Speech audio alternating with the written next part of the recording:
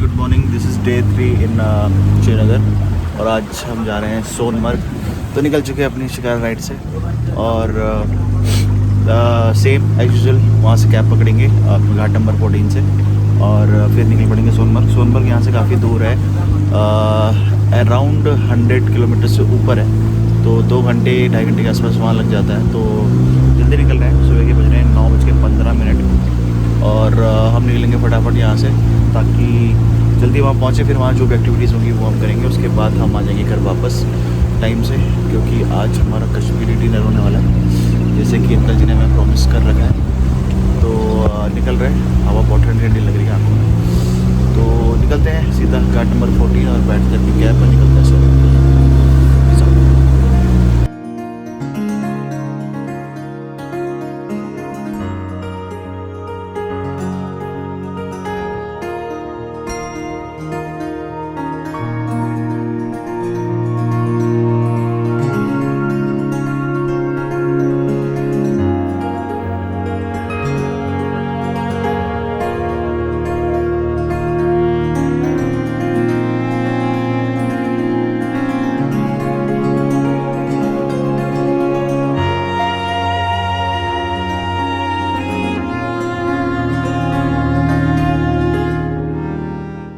तो सोनमर्ग के रास्ते पे ये पड़ता है हमारा एक फ़ोटो पॉइंट, जहाँ पे ये जो नदी है, ये सिंध नदी है, जहाँ पे सिंध नदी बहती है। यहाँ पे लोग आके अपनी फ़ोटो वगैरह खिंचाते हैं और हम लोग भी यही करेंगे।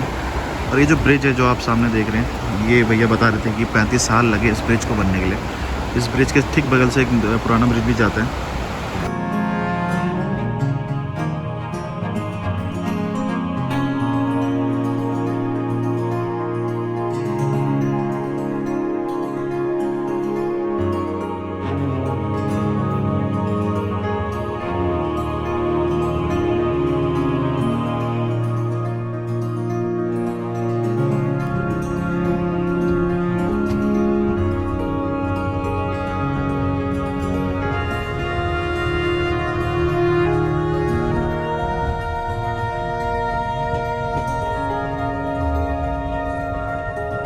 तो फ़ोटो खिंचाने के बाद अब हम दोबारा निकल पड़े हैं सोनमर्ग के रास्ते के लिए।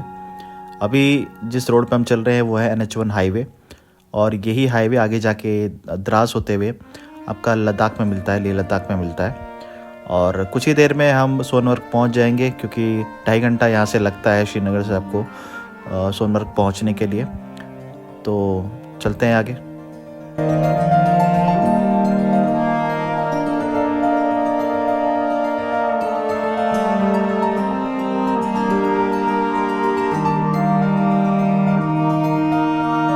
तो जैसे जैसे आप रास्ते में आगे बढ़ते जाएंगे वैसे वैसे सामने के जो पहाड़ हैं वो और करीब आते रहेंगे आपके, और ज़्यादा बर्फीले बनते जाएंगे।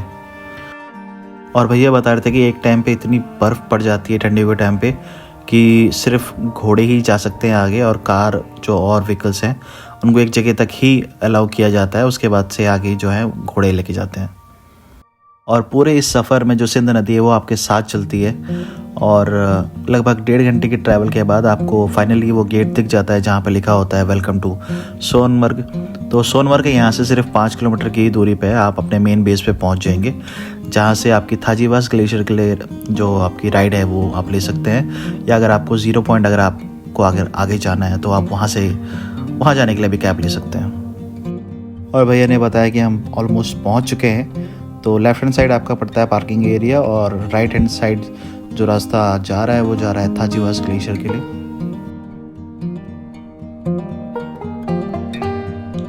पहुंच गए हैं सोनमर्ग, और ये यहाँ का पार्किंग जोन है। यहाँ पे गाड़ी पार्क होती है, जो नीचे से गाड़ी आती है वो यहाँ पार्क होती है, और फिर यहाँ से ऊपर जाता है आपका 0 पॉइंट के लिए, जहाँ से ये ट्रक जा रहा है। तो 0 पॉइंट है आगे जो जिला पास है, और भी बहुत सारी जगह हैं, लेकिन यहाँ से आपको दूसरी कैब करनी पड़ती है, वो आपको आगे ले जाएगी। तो अभी फ़िलहाल डिसाइड कर रहे हैं कि कहाँ जाना है। तो पार्किंग के ठीक बगल से यहाँ से रास्ता जाता है आपका थाजीवास ग्लेशियर के लिए, और बिल्कुल यहीं से जहाँ से ये लोग जा रहे हैं। और आपका 7 किलोमीटर पड़ता है यहाँ से ग्लेशियर, और ग्लेशियर के ऊपर एक लेक भी है जहाँ पे, क्योंकि अभी ठंड बहुत ज़्यादा है इसलिए वो लेक जो है वो बंद कर दी जाती है और आप इस टाइम पे लेक पे नहीं जा सकते। हाँ, लेकिन अगर आप गर्मियों में आएंगे, समर में आएंगे तो आप जा सकते हैं। तो फिलहाल अभी हम डिसाइड कर रहे हैं कि हमें करना क्या है, ग्लेशियर करना है या आगे 0 पॉइंट करना है। तो फाइनली डिस्कशन करने के बाद हमने ये डिसाइड करा कि जो हम पहलगाम गए थे, पहलगाम में ऑलरेडी हमने हॉर्स राइडिंग कर ली थी, तो अभी हम चलते हैं सीधा 0 पॉइंट के लिए। 0 पॉइंट के 10 किलोमीटर आगे आपके पड़ता है वॉर मेमोरियल, जो कि आपकी 1999 की जो लड़ाई हुई थी तो उसमें जो लोग शहीद हुए थे वहाँ उनका मेमोरियल बना रखा है, वो भी आगे पड़ेगा। और हम जाएंगे जोजिला पास के थ्रू, तो जोजिला पास भी देखने को मिलेगा। तो आगे बहुत सारी चीज़ें हैं देखने के लिए। तो भैया यहाँ से पूरा कितना टाइम लगेगा?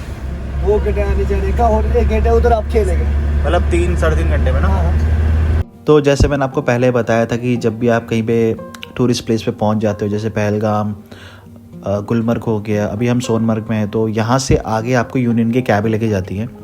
और इस कैब के लिए हमने पे करे थे 6,000 रुपये। आप बार्गेनिंग भी कर सकते हो। और फाइनली यहाँ पे भैया ने हमें बताया कि इस जगह का नाम सोनमर्ग, इस जगह को सोनमर्ग क्यों कहा जाता है। पहले से जब अंग्रेज लोग ट्रैकिंग कर रहा था ना, तो वो पहाड़ों से सोना लेकर जाता था। मतलब है जहाँ पे बर्फ पहाड़ में ओल्ड पड़ा है ना, मतलब बहुत उम्र का बर्फ, समझो हजारों साल का। तो जब उसके नीचे अंग्रेज जाते वो पत्थर लाते हैं झोले में, जून जुलाई में वो यहाँ पे 1-1 महीना वो ट्रैकिंग कर रहा है, तो उधर उन्होंने वो पत्थर में सोना निकाला। तो आज का नहीं है ये बात, ये हमारे बुजुर्ग बोल रहा था पुराने जमाने का। तो इस साल तो टंडल से सोना निकला। अच्छा। जो यहाँ के टंडल बन रहा है ना प्राजोक्त, जोजिला टंडल, वो जड़मोर टंडल, उसमें से वो इस साल 1 महीने पहले वहाँ पे सोना निकला था पत्थरों के साथ। तो वो फिर वो गवर्नमेंट ने पकड़ा होता। तो इसीलिए इसको मतलब 1 साल हो गया इधर जो आगे जोजिला पास है ना, अंग्रेज लोग बोलता था अपना गवर्नमेंट को, ये हमको दे दो, जो इसमें माल निकलेगा वो हमारा, आपको पैसे कुछ नहीं देना, हम टंडल निकाल के देगा। ऐसे होता था। तो इसी वजह से कि इसमें कुछ राज है, ऊपर वाला ही जानता है और साइंस वाले को ही पता है सर। अच्छा। और ये पुराना है सर, अच्छा मतलब जगह का अच्छा ही नाम होता है सर। हाँ जी। इधर गवर्नमेंट ने हाथ भी नहीं लगाया भैया, इधर जो कुछ कुदरत ने रखा है नेचुरल ही।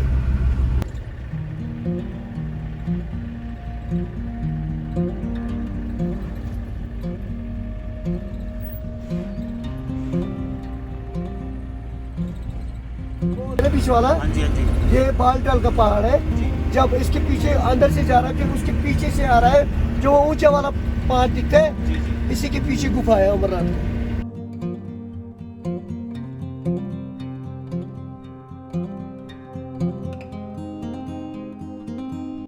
वो जो ऊपर आप रास्ता देख रहे हो वो भी काफ़ी ख़तरनाक रास्ता है, हमें भी शायद वहीं से जाना है।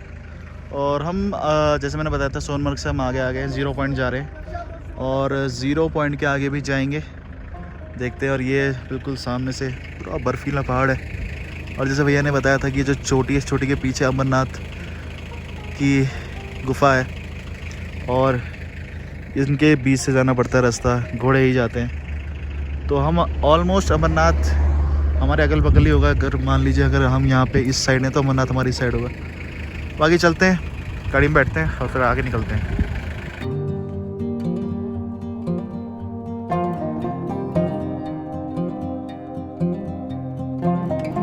तो अभी भैया ने बताया कि यहाँ से जोजिला पास स्टार्ट हो गया है। तो मैंने भी भैया से पूछ लिया कि इसका नाम जोजिला क्यों रखा है, तो भैया ने कुछ यूँ बताया।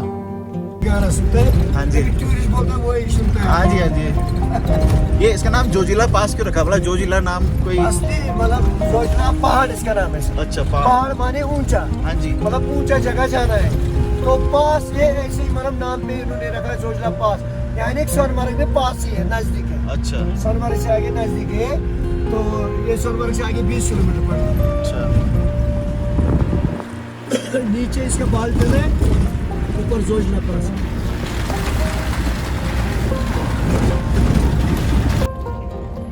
तो बालटाल और जोजिला से होते हुए जो रास्ता था काफ़ी ज़्यादा घुमावदार रास्ता था और काफ़ी ज़्यादा सुंदर था, क्योंकि आपके अगल बगल सफ़ेद बर्फीले पहाड़ चल रहे हैं आपके साथ। तो इस रास्ते का अलग ही मज़ा था।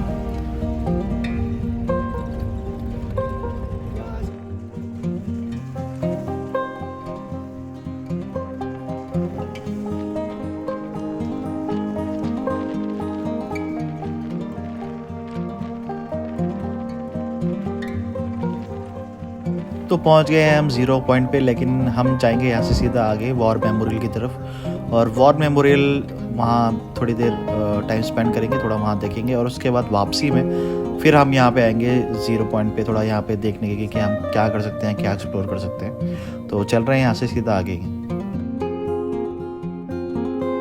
और इसी रोड पे अगर आप आगे चलते रहे तो ये रोड आपको लेके चल जाती है सीधा लेह लद्दाख। फिलहाल हम चल रहे हैं 11,649 फीट के एल्टीट्यूड पे, और थोड़ी ही देर में वो ग्राउंड आने वाला है जहाँ से हमारा जो 1999 का जो युद्ध था वो स्टार्ट हुआ था। वहाँ सामने वाले ग्राउंड से वो प्लेन ग्राउंड है ना, वहीं पे है वो 99 वाला युद्ध। जी जी जी, वहाँ पे है ना सब पूरा वो जमा, वहाँ पे आप उठाएंगे ना अभी फोटो वोटो सब, उधर कैंप में है आर्मी के। अच्छा, तो यही वो ग्राउंड है जहाँ से 1999 का जो युद्ध था वो स्टार्ट हुआ था। और फाइनली हम पहुँच गए हैं वॉर मेमोरियल के बेस कैंप पे। यहाँ पे कुछ आपको कैफ़ेज़ देखने को मिल जाएंगे, कुछ और चीज़ें भी देखने को मिल जाएंगी, आपके बेसिक ग्रोसरी की शॉप्स। और बगल में है बाबा बर्फानी का मंदिर और वॉर मेमोरियल, जहाँ पे उस टाइम जो भी युद्ध में जो लोग शहीद हुए थे उनकी याद में ये मेमोरियल बनाया है, उनके नाम वगैरह लिख रखे हैं यहाँ पे। तो यहाँ पे भी चलेंगे।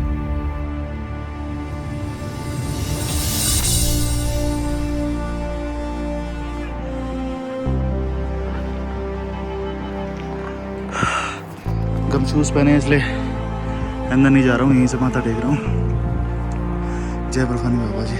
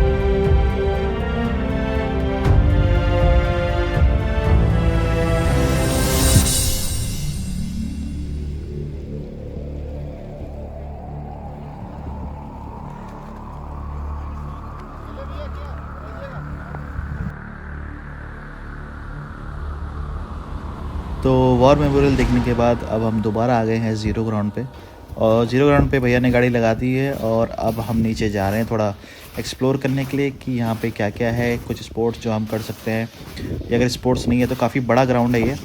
तो कम से कम एक बार हम सोच रहे थे एक बार वॉक करके आ जाते हैं, क्योंकि इतनी बर्फ़ मैंने कभी देखी नहीं थी लाइफ में पहले तो। और काफ़ी ज़्यादा बर्फ़ भी गिर रखी है यहाँ पे। सो हम लोग निकल गए थे आगे। तो जोजिला पास का जो ये ग्राउंड है, जो कि ये देख सकते हो आप, काफ़ी बड़ा ग्राउंड है। तो यहाँ हवा चल रही है, इसलिए जैकेट और टोपी पहननी पड़ गई, क्योंकि धूप भी पड़ रही है लेकिन हवा भी बहुत चल रही है, तो इसलिए टोपी बनती है। और मेरे सामने आप देख सकते हो पूरा बड़ा ग्राउंड है, और यहाँ तरह तरह की एक्टिविटीज़ होती हैं, जैसे आपकी स्नो बाइक्स हो गई, और आपकी स्लेज राइडिंग हो गई, और बहुत सारी चीज़ें और भी हैं। आप यहाँ आराम से आके अपना वॉक कर सकते हो, क्योंकि काफ़ी बड़ा ग्राउंड है। तो हम तो वॉक ही कर रहे हैं फ़िलहाल, क्योंकि काफ़ी ज़्यादा ओवर प्राइस जगह है, लोग छोटी चीज़ का काफ़ी ज़्यादा रेट लगा दे रहे हैं। तो हम वॉक कर रहे हैं, वॉक में भी बहुत मज़ा आ रहा है। तो समय हो चला था दिन के 3:30, और अब हमें निकलना था नीचे, क्योंकि ठंडी हवाएं जो थी वो चलनी स्टार्ट हो गई थी, और बहुत ज़्यादा ठंड हो जाती है यहाँ पे। और नीचे पहुंचने के बाद हमने दोबारा से अपनी कैब ली और निकल गए थे श्रीनगर के लिए। और श्रीनगर पहुंचते ही हम अपनी शिकारा से अपने हाउस बोट पर चले गए थे। अगर आप सोनमर्ग जा रहे हैं तो सोनमर्ग में आप मेक श्योर करिए कि आप कम से कम 2 दिन बिताइए वहाँ पे। आप थाजीवार ग्लेशियर भी घूमिए और आप 0 पॉइंट तक भी जाइए। हमारे पास इतना टाइम नहीं था, लेकिन आप ज़रूर जाना। और इसी के साथ मैं इस ब्लॉग को एंड करता हूँ। नेक्स्ट ब्लॉग जो होगा वो होगा श्रीनगर का और काफ़ी इंटरेस्टिंग ब्लॉग होगा। तो तब तक आप देखते रहिए मेरी इस वीडियो को, लाइक शेयर और सब्सक्राइब करते रहिए। मैं मिलूँगा नेक्स्ट वीडियो में, तब तक के लिए नमस्कार, बाय बाय।